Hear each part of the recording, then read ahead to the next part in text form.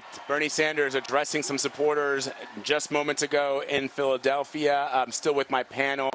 Guys, we saw the loudest applause when he said that Debbie Wasserman Schultz was resigning, and then it got really loud when he mentioned the Clinton-Kaine ticket, and they started to boo. A preview of tonight? Perhaps.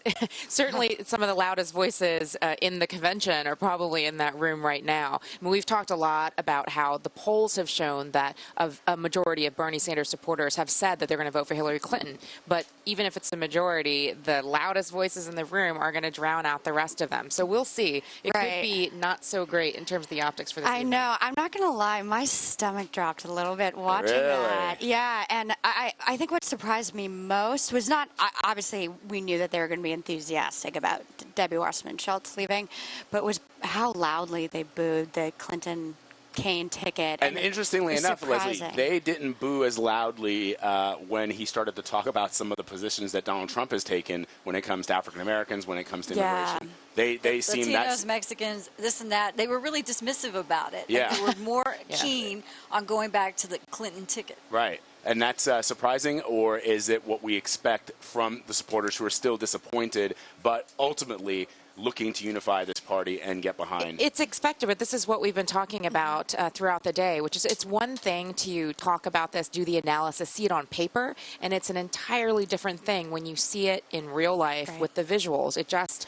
hits home in a different way, and that kind of imagery is potentially lasting in a really damaging way. Right, and that's the thing. So even if 85% of Bernie supporters are going to vote for Hillary Clinton, if on the evening news you just see these loud boos, that has an impact. That was probably the most interesting thing. I mean, if you were listening and didn't know tonight was the beginning of the Democratic Convention, you'd think he was still campaigning. Yeah, we want Bernie. We're excited. We want Bernie. We're going to do this. We're building a movement. And then he says we've championed the most progressive platform in history of the Democratic Party. That is not bringing together a lot of those conservative Democrats who are still in the Rust Belt states, who are concerned about trade and some of these issues that might look at Trump as opposed to Clinton. I don't think that was always been the challenge, is that they felt that the party was too progressive and they wanted kind of that balanced approach in the middle. All right, so all three of you have worked on campaigns before. The Clinton campaign has made the decision to move Bernie Sanders' speaking slot to prime time, where he's going to be on during when all the networks are going to be broadcasting this.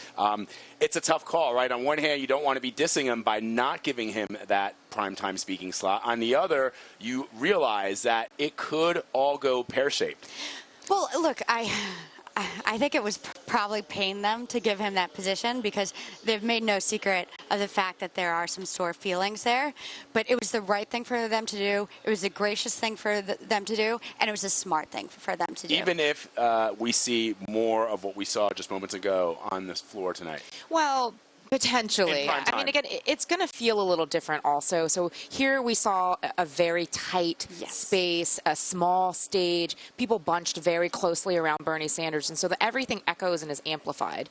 Tonight, what we'll see is thousands of people in a large, large convention center. And even though we can anticipate that there are some people who are going to voice their displeasure at some of the lines in his remarks. And you can be sure that camera people are going to be racing to wherever that's happening. That's right. That's right. I mean, you can be sure that's going to happen, but it's not going to feel quite the same. I mean, if you think about what happened when Ted Cruz was booed off the stage, it just didn't feel as boisterous or as loud, and part of the reason is because in a large space it's going to feel less impactful than it does in a small space. I mean, what you're not going to see is all of the thousands and thousands of people seated tonight all erupting into boos. That's not going to happen, and so it gets diminished actually, and what we just saw is probably going to feel a lot more exciting compared to tonight. I thought it was interesting that Senator Sanders started to talk about some of the things that he's been very passionate about, very vocal on the campaign trail, and saying that is now where the Clinton-Kaine ticket stands, also TPP, the minimum wage. He's right. And he says very specifically that when he's going back to Congress to continue to fight against the passage of TPP. You know, honestly, he's in a pretty darn good place right now, right?